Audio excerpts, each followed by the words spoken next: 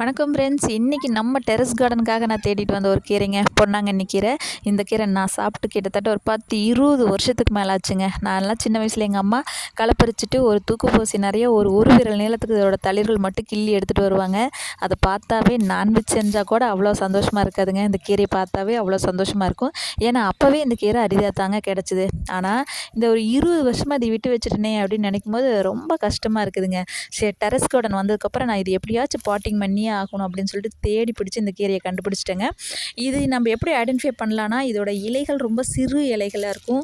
பூக்கள் சின்ன குட்டி பூக்களாக இருக்கும். அது ஒயிட் கலரில் இருக்கும். அதே மாதிரி இதோட தண்டுகள் பார்த்தோம்னா குச்சி மாதிரி இருக்குங்க. அப்படி இல்லாமல் இதோட இலைகள் அகலமாக இருக்கிறது, இல்லை இந்த தண்டுகள் குழல் மாதிரி இருக்கிறது, இதெல்லாமே பொன்னாங்கண்ணி இல்லைங்க. இன்றைக்கி மார்க்கெட்டில் நம்மளுக்கு அதுதான் பொன்னாங்கண்ணின்னு சொல்லி நம்மளுக்கு கிடச்சிட்ருக்கு. ஸோ நீங்கள் ஒரிஜினல் பொன்னாங்கண்ணி எத்தனை பேர் சாப்பிட்ருக்கீங்கன்னு சொல்லி எனக்கு மறக்காமல் கமெண்ட் பண்ணுங்கள். Thank you friends.